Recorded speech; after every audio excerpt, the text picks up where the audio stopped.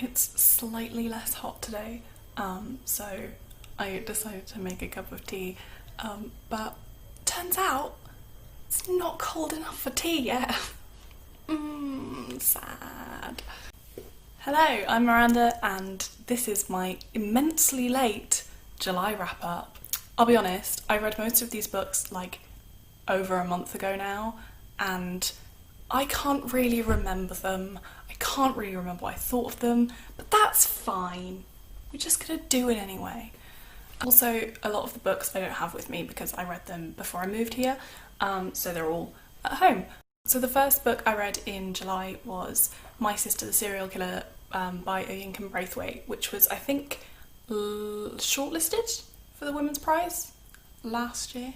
So this book starts with our main character, Kendi, going to help her sister, Ayula, dispose of the body of her most recent boyfriend, who she has just murdered. Kendi reassures herself that it's self-defense again, but this is the third time that this has happened, and this time doubt and fear start to creep in, especially when Ayula starts dating a man that Kendi has been in love with for a long time. So we follow these two sisters and their relationship and the kind of increasing doubt that our narrator Kendi feels about her sister and what it means that she's been killing all these men. This is a mystery, a sort of crime thriller, but the main mystery is kind of what lengths the sisters will go to for each other. I mean, more what Kendi will do for Ayula, but yeah, and I found that really, really compelling and interesting to read about. I really love the way it was written. It's in these little vignette kind of type chapters. They're really, really short, which makes it really, it has a real pace behind it. And I thought it was a really impressive debut. Yeah, I gave that one 3.5 stars. So the next book I read in July was City of Girls by Elizabeth Gilbert, and I loved it so much. I wasn't expecting to love it as much as I did. Reading this book was honestly the most fun that I've had reading in such a long time. It follows 19-year-old Vivian as she moves to New York City to live with her aunt, who owns a theatre, and as you may have guessed by my username, I like theatre. So it follows quite a lot of Vivian's life from around 1940 when she's 19 and moves to New York into her adulthood, which I absolutely loved because it meant that by the end I felt like I really, really knew her, and I'd just gone on a really long journey with a good friend, which is what I love about like kind of long form historical fiction.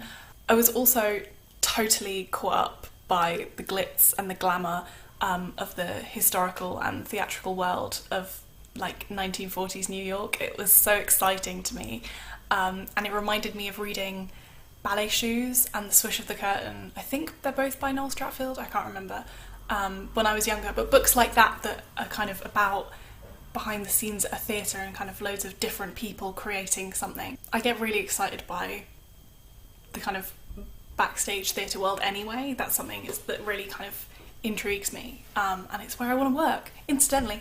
Anyway, tangent alert. It also might be the best written YA I have ever read. There are so many amazing characters with personalities who just, they genuinely feel like real people. They just step right off the page and their dialogue is so sharp and witty and hilarious, and I loved it. Like, I laughed out loud a lot reading this book, and ultimately it's a book about finding love in unexpected ways, and about how every relationship is nuanced and unique and undefinable, and all the relationships in this book are that. Somehow Elizabeth Gilbert manages to find the modernity in the historical setting without ever losing the classic characterful nature of 1940s and 50s New York, and honestly it was just delightful, and I rated City of Girls 5 stars because I loved it. So the third book I read in July was Bitter Orange by Claire Fuller, which I listened to on audiobook and borrowed from my library.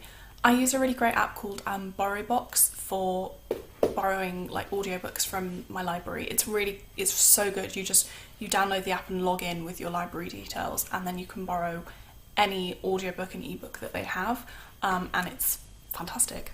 Bitter Orange is about a woman who gets employed to do an architectural review of an old house by its new owner, and then how she gets wrapped up in the relationship of a couple who are also living in this house. This one was kind of disappointing, but I think part of that was because I read it on audiobook, because it allowed me to be way too easily distracted instead of fully immersed in the world, because this book is really about the world and the atmosphere of this house.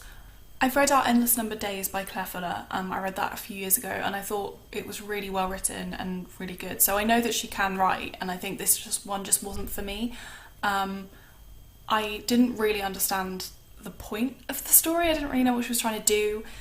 It was incredibly slow, without much build-up in like character development or any kind of tension until the very end. So yeah, I think it just wasn't for me, and that's fine.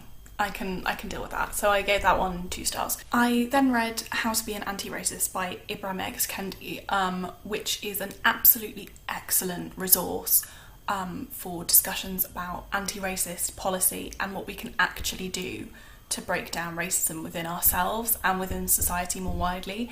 Kendi expresses really complicated ideas very plainly and eloquently, which makes this an incredibly accessible book, and it's also incredibly readable, but it doesn't oversimplify anything.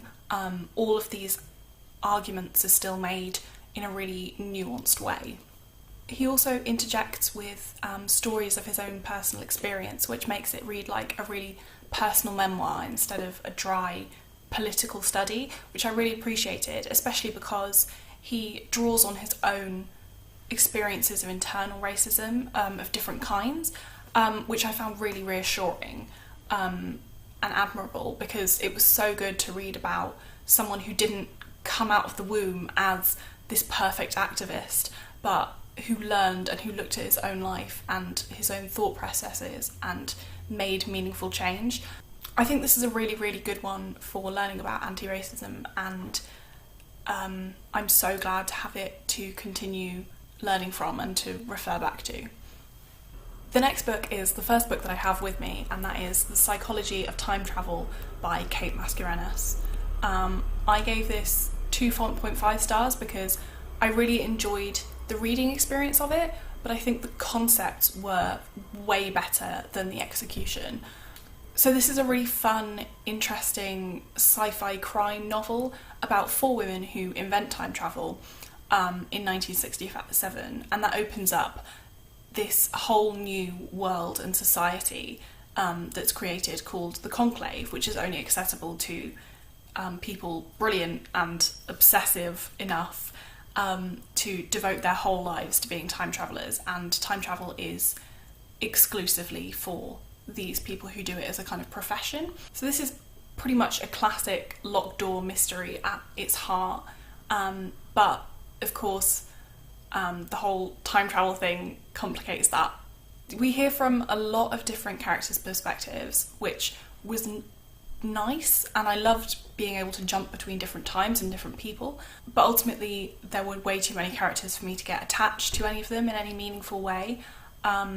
Even the ones we spent longer with, I didn't really feel like I knew them. However, I did absolutely adore the world of time travel that is created in this book. She has so much fun creating little hints of what a world would look like, with time travel in it as an established but very exclusive industry.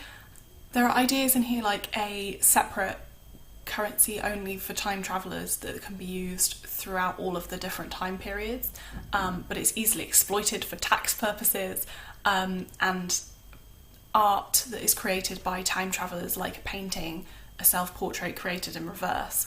I found these really interesting. So I don't read that much sci-fi, so it was really fun for me to get kind of invested in this world. And I would honestly have loved a book that was just about the Conclave, with all its creepy initiation rituals and slang and sexual politics and scary impact on mental health, rather than getting bogged down in a plot that somehow seemed incomplete to me, and in not in a kind of cool, mysterious ending kind of way, in a way that it didn't quite feel like all the parts quite added up. So yeah, I really enjoyed this one. I think it is worth checking out if you like the sound of it, but it wasn't like amazing for me personally. So I next read Citizen by Claudia Rankine, which is a book of poetry and multimedia that I have been meaning to read for ages, and finally got round to in July. And even though I really loved certain bits, it didn't really connect with me as a whole, which happens a lot with me in poetry collections. I love the multimedia style of this, so there's lots of different art and photography in here, as well as poetry, and there's one bit in the middle that kind of almost feels like an extended essay. I should say this is about race and racism, but also its intersections with gender. I really recommend giving this a go because I think that it is a really important one and it's definitely a really good work, but it just wasn't for me personally, I think, entirely. So the last 6 books that I read for the Reading Rush, and I've already talked about these a lot in my Reading Rush vlogs, so if you want to hear more in-depth thoughts, I will leave a link to those in the description. So the first one I read was The Bass Rock by Evie Wyld, which I absolutely loved. It's one of my new favourite books. It's about 3 women living in different time periods, and how they haunt each other and how male violence haunts them. I don't really want to say much more than that. Like, it unravels beautifully and it builds beautifully, and I think it's just one that you have to discover for yourself, and that's such a joy. So there's that one. The next one I read was The Nickel Boys, which I gave 4 stars. This follows a boy in the 60s in the US who gets sent to a reformatory school, basically for being in the wrong place at the wrong time. This is a really important book and it's very moving, but I wish there had been more exploration of the boys' inner lives. I think that would have made it work even better for me personally. Then we have my new favourite poetry collection and maybe my new favourite poet. It's Blue Horses by Mary Oliver. I love this so much. It's a collection of poetry about appreciating the beauty and happiness in small things, while also acknowledging the darkness in the world and in people. And I love it. You should read it. It's great. So then I read my first Jane Austen novel, Sense and Sensibility, and I'm really looking forward to reading the rest of her work because I enjoyed this one a lot. I read it on audiobook, and that was absolutely lovely. I especially love her sharpness and the little jabs at her characters. It dragged a bit in the middle and it wasn't like my favourite book ever, but I really enjoyed it, so yay! The second to last book I have to talk about is Persepolis by Marjane Satrapi. I gave this 4 stars. It's a graphic memoir of growing up in Iran through a war and a very repressive religious regime. I love the art style and I found it really informative and personal and moving as well. I really enjoyed this one. It's a good recommend. The last book that I read in July was Freshwater by Akwaeke Emezi. I really enjoyed this. It's great. This is about a person called Ada who has spirits living inside of them. It is beautifully written and utterly fascinating. I really enjoyed it. Yeah, and I'm going to read everything Akwaeke Emezi writes now because I think they are a fascinating writer. So those are all the books I read in July. It was a great reading month. I read a lot of really good books, and I had a great time. Yeah, so thank you for watching. Hope you enjoyed, and maybe I'll see you in the next one. Goodbye from me and all my books. Yay!